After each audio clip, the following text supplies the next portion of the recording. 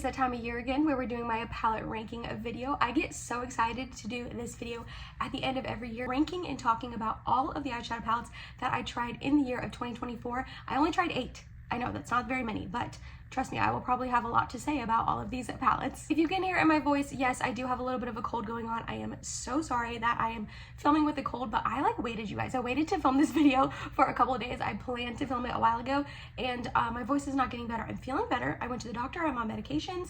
I'm feeling better, but my voice is just not catching up. So I'm sorry if that's a little annoying to listen to. Hopefully it'll be back to normal very, very soon. Before we get to ranking the palettes I tried, I did want to give a huge thank you to Ana Luisa for partnering with me on today's video. They are doing an exclusive holiday sale coming up that you can get up to 35% off. It's one of those buy more, save more type of sales. I've been working with Ana Luisa quite often these past couple of months. Like a lot of brands, they are doing quite a few sales this time of year with the holidays. So I'm here to tell you about their holiday sale that they are having. They did go ahead and send a couple new items over for me to try out. The first one being this beautiful chain necklace here. This is called the Laura Bold necklace. These type of chain necklaces have been in style for a while now, but I have never picked one up. I think they're mainly used for layering with necklaces, so I'm definitely going to try that out with other necklaces that I have, but I wanted to kind of show it off on its own today. So this is very unique in my personal collection because I don't have anything like this, and I just think it's so elegant and shiny and pretty, and I'm loving this necklace. I've already worn it 3 or 4 times,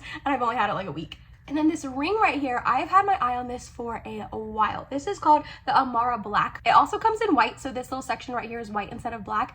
Like I said, I've been eyeing this ring for a hot minute, and I'm so excited I finally decided to pick it up. I just think it's so beautiful, and it's got that statement where you can see it from a mile away because it's a little bit on the chunkier side, but in the best way possible. And I love the gold and black together. Gold and black is just a very classic color combination that I really like to wear a lot of the time. I will say I feel this ring runs a little small. I picked it up in a size 7, which is my normal ring size for Ana Luisa, and I like to wear them on my middle fingers, and it is a little bit too snug for my middle finger. I still like it on my ring finger, it's fine, but I just wanted to throw that out there that maybe this ring runs slightly small. They're a sustainable jewelry company based out of New York City. They're carbon neutral in their footprint. They have all recycling packaging. Their jewelry is dainty and beautiful and just stunning. So the link will be in the top of my description box for you to check it out. Just click on it, take a look around, see if you find anything that you want for yourself, or you'd possibly want to buy a family member, a friend, a partner, anything like that. It will be at the top of my description box for you. Thank you again to Ana Luisa for partnering with me on this portion of today's video, and let's go ahead and get to ranking my palettes from 2024. Okay, I need you guys to take this palette ranking with a huge grain of salt, a salt mine of salt, okay? Because I'm going to be completely honest with you guys. A couple of these palettes I've only gotten a chance to wear and try out 1, maybe 2 times. I know. Is it fair to rank a palette on only trying it a couple times? Probably not, but it's my channel and we're going to do it anyway, so hopefully you guys are okay with that. I'm going to obviously tell you which palettes I used only a couple of times, and I think if you are an avid watcher of mine and you know the type of makeup style I'm liking these days, you're probably going to understand why some of these palettes A, rank a little bit lower, and B, I did only get a chance to use a couple times because of the color story, the quality, all of that. Did also receive a couple of these in PR. I will also let you know which one those are, and I'm going to go ahead and have my other palette ranking videos from past years linked down below for you to check out in case you are curious, because we tried a lot more palettes in past years. Not really last year, but 2020, 2021, and 2022, I had quite a few palettes in my palette ranking videos, and then the last 2 years have been a little bit on the lighter side. I'm just wearing less makeup, I'm trying less makeup, and also this past year, eyeshadow palettes were not really the thing to launch. Brands were really not launching them very often, so that's another reason why there's a little bit less. So in 8th place, last place, I'm sorry to do it to you, Frosty, but it's a Colourpop Frosty the Snowman palette. I just did not love this palette, you guys. When I first got it sent to me in PR, this was sent to me in PR, so I'm very thankful and lucky and grateful that I am on Colourpop's PR list. I do get sent things from them, so I never want to make it seem like I'm ungrateful for that. But when I did first get this whole collection in, I was a little on the fence if I wanted to try it. I hemmed and hawed and went back and forth if I was gonna donate it unused or if I was gonna go ahead and try it. Obviously, I did try it out. I did a whole collection video on it, trying the whole collection. I'm gonna have other videos linked down below with the palette links that correspond with videos that I use the palettes in. So that way, if you want a little bit more information on the palette, you want to see an action, me trying it on my eyes, all those videos that I tried these palettes in will be linked down below. But in that collection review, and I tried this palette out, first of all, it's just not a color story that I wear often at all. I do not ever really reach for blues, these pastel colors, especially blues. My eyes are like greeny blue, and I just don't love greeny blue eyeshadows with my greeny blue eyes. I'd rather wear a color that makes my eyes pop a little bit more, and I feel like these kind of blend in with my eyes. So that right there is like a strike against it. Also, the mattes were very, very sheer, very hard to build up, and even some of the shimmers were also very sheer and hard to build up, or they were like the chunky glitter ones like these two. And I personally just don't love those like chunky, thicker glitters really at all. Even back when I liked more intense shimmers on my eyes, I still didn't really like those type of shadows because they're just thick, they're chunky. It's kind of scary, not gonna lie. Like if it gets in your eye, like that can really hurt your eyes. So I personally just don't like to wear those type of shadows. So this is more of a color story, personal preference, and also it's just not the Colourpop quality that I'm used to. Colourpop is not the best eyeshadow quality out there, in my opinion. There is a lot better, but for the price tag, they have a pretty solid formulation. And this just, I was expecting it to be better. So the mattes were sheer, they were hard to build up, and it's also just not a color story I like. So unfortunately, Frosty, you're adorable, but you're in last place. All right, in 7th place, another PR palette and another Colourpop collab. And this one is the Twilight palette. I will say I liked the color story on this a lot more. These are more up my alley, more tones that I'm inclined to reach for more often than the Frosty palette. And I do think the quality on this was better. The mattes weren't sheer from what I gathered the couple of times I used it, and the shimmers were very, very stunning. The color story is pretty. It's more just, these are not really the tones that I'm reaching for on an everyday. A lot of the mattes are darker. I like to go in with lighter mattes and build up and have a gradient effect on my eyes, where these I really only had like this one to go in with, maybe this one too, but again, it also does lean a little bit more on that blue side. It does have some greens though, which I do typically like green eyeshadow. I haven't really been reaching for green eyeshadow much lately, but in the past when I wore a lot of color, green was one that I did wear very often. So this one is just a step above. It's better quality to me. I like the color story better. I got more cohesive looks out of it, looks that I liked more than the Frosty palette. I will say though, I did not get a chance to give this enough love. Like I should have used it more often, but every time I went to go use it, I just knew that the look was going to be dark and bold, and I never really had an occasion that I was going to that I wanted that sort of dark, bold look. You know what I mean? I did almost wear this green to the Taylor Swift concert. I went to the Taylor Swift concert in Indianapolis a couple months ago, and I was the Reputation era. And I wore like green eyeshadow and a wing, and I was like the snake, Reputation, all of it. I loved it. I loved that look. And I almost wore this green. I almost did. But I picked a Pat McGrath one instead. Sorry, Colourpop. But overall, I think this is a really pretty palette. If you like Twilight, obviously the nostalgic aspect of this palette, you probably already picked it up.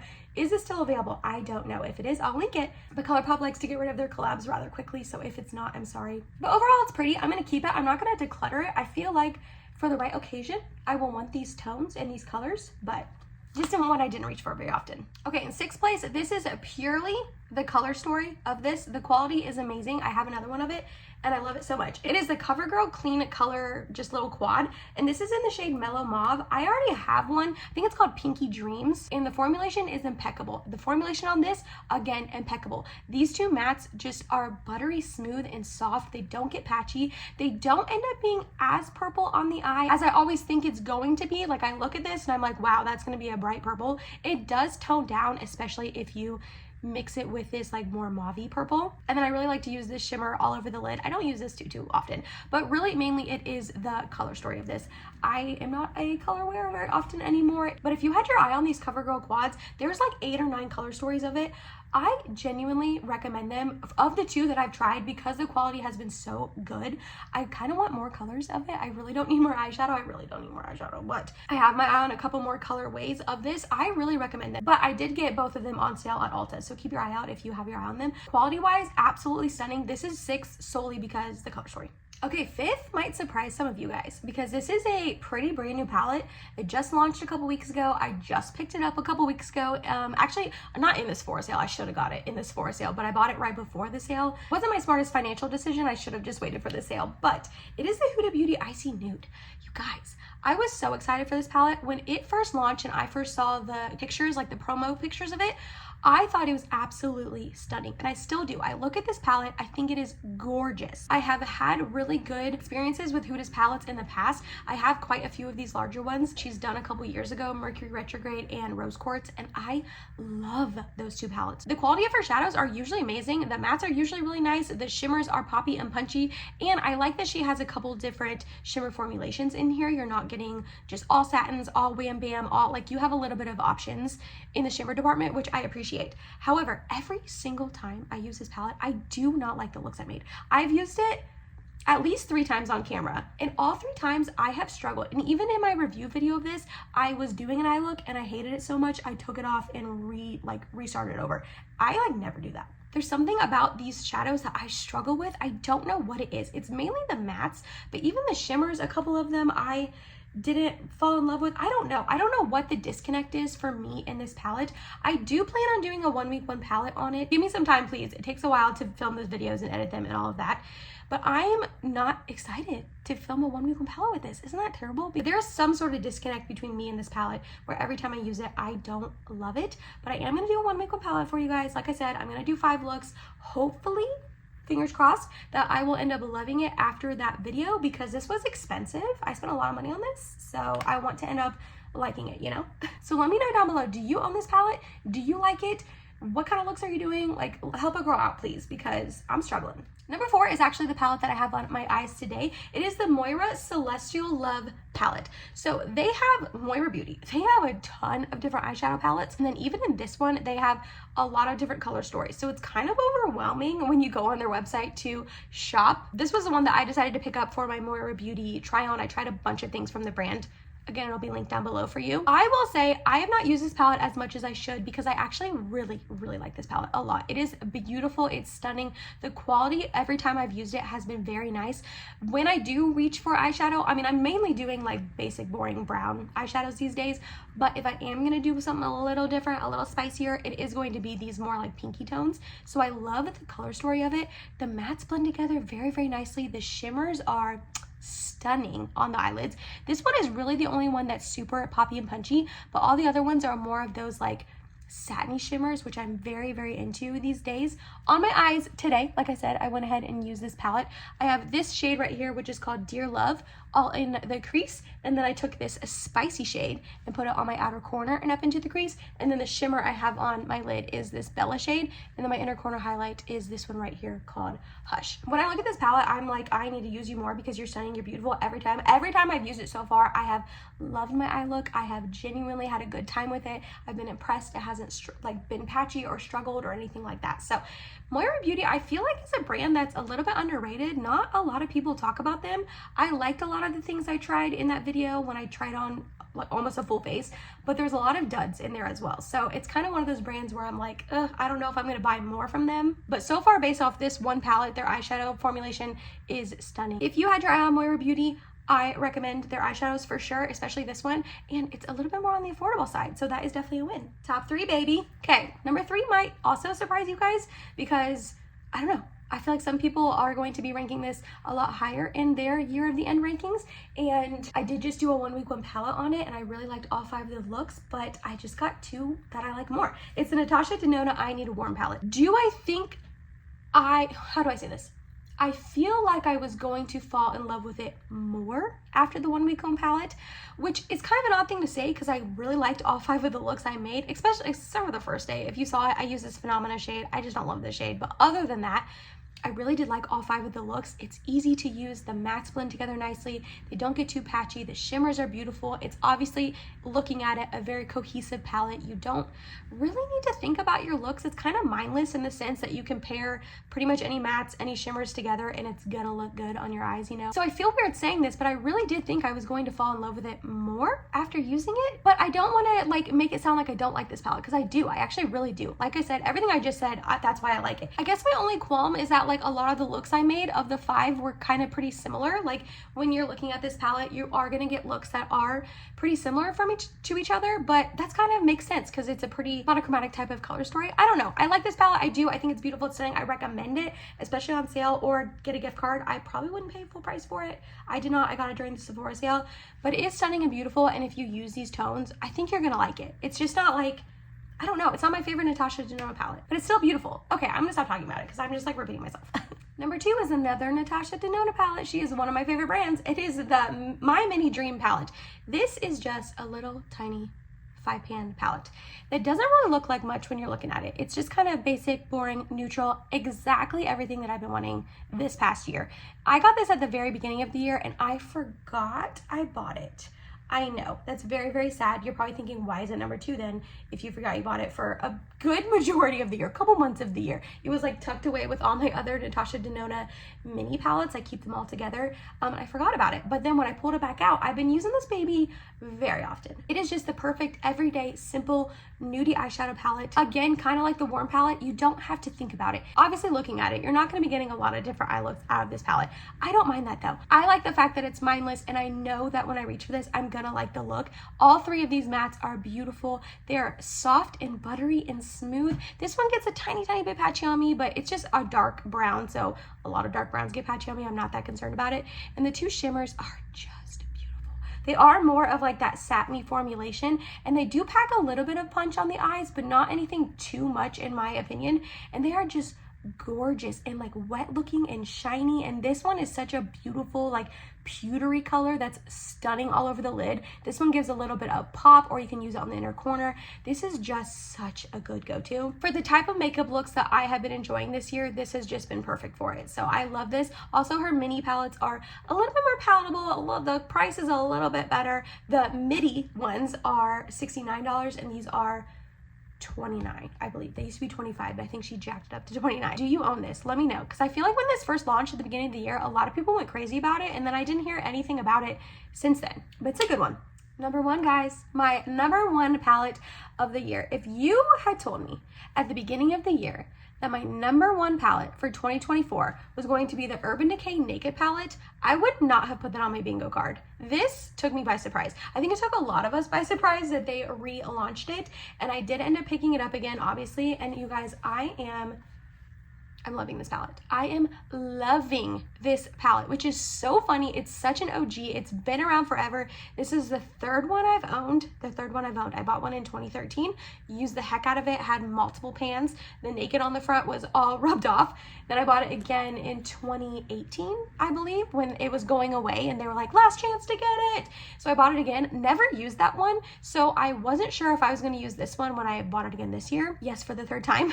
And I have been using it pretty much nonstop, especially in my everyday real life off of camera. This naked shade right here is the perfect one and done. It just looks elegant. It's a taupey, more neutrally brown, not too warm, not too cool, goes with everything. Also, I really love to make a look with naked into the crease and the buck on the outer corner and up into the crease, and then the virgin shade on my lid. And it's almost like a all matte look. Virgin has a little bit of shimmer to it, so it's not completely all matte, but that look is just gorgeous. The sin shade is stunning all over your lid as an inner corner highlight. I don't reach into golds too much, but half bake and smog together, oh, stunning. I love this palette, and I really wasn't expecting to. First of all, obviously none of us had really any idea that Urban Decay was going to relaunch it this year. They did relaunch it in like a limited edition, which I'm really bummed about because my mom really likes this palette, and I went to go look for it after she's made that comment to me. My sister and I were going to get it for her birthday or Christmas, one of the two. We hadn't really decided yet, and I could not find it. I could not find it anywhere. I called a bunch of Ultas. They all were sold out by the time that we decided we were going to buy it from her. So Mom, you watch all my videos. I'm sorry. We tried to get this for you. We really did. I love you. But regardless of that, it is just a really stunning palette. I probably should stop talking about it because it is not available anymore. Maybe the hype around it, that everyone is loving it again, will make Urban Decay relaunch it again in the future for like the 16th time. I don't know if they're going to do that. Hopefully they do, because then Mom, I will buy it for you. But yeah, this is just stunning. Again, it's the colors I'm liking. It's the formulation I'm liking. It's the shimmers that aren't too impactful. Sidecar though, Sidecar does definitely pack a punch here, but not too much of a punch. Like I still like to wear that one. And I got it fairly recently, like back in October, maybe September. So I've only had it for a couple months, and I have reached for this so many times. So again, I'm sorry that my number 1 palette is not available anymore. That is such a bummer. But if you pick this up, or if you own it, well, I was gonna say if you own it from the past, but if you're still rocking your like 2013 one, it's probably time to retire it. That's just really old. It's probably not safe to put on your eyes. So if you have one that's like older than 5 years, I would maybe stop wearing it. I don't know, but hopefully if you did want to get your hands on it again, you were able to do so. And that was it, you guys. That was my 2024 palette ranking video. Like I said, love doing these videos each year for you guys. 8 palettes, not very much, not very many, but they were good palettes. I'm excited that I got to try them this year. We'll see what next year brings, how many palettes I try in 2025. I'm excited for the new year. I think palettes are gonna make a little bit of a comeback. I think brands are gonna start launching them again. Natasha Denona had quite a big year. She launched a lot. I only picked up a couple, but there's a couple more that I got my eye on, not gonna lie. So I'm excited to see like what she releases. Hopefully we'll get a Mothership from Pat McGrath. She didn't release a Mothership this year, which was kind of odd. So I'm excited for the future of makeup for 2025 and to see hopefully eyeshadow make a little bit of a comeback, because I'm still an eyeshadow girly. I just like more subdued, toned down eyeshadow. You know what I mean? Let me know down below. Do you agree with my rankings? Again, please don't get offended if like some of the palettes are like lower. I think I meant to say that in the beginning and I didn't. This is all good fun talking about makeup. I love makeup. You're probably here watching because you like makeup. So hopefully none of you guys got offended by where I ranked some of these palettes, but let me know down below. Do you agree with me? Have you tried any of these? Are you going to try them now that you saw them in my ranking? You guys know I'm nosy. I love hearing from you guys down below in the comments. Thank you again to Ana Luisa for partnering with me on today's video. Again, that link for you to shop their exclusive holiday sale up to 35% off will be at the top of my description box for you to check out. If you made it to the excuse me, my voice disappeared there for a second. Let's try that again. If you made it to the end of this video, thank you so much. You're awesome and I love you. Please like, comment, and subscribe if you have not yet. And I hope to see you in my next video. Bye, guys.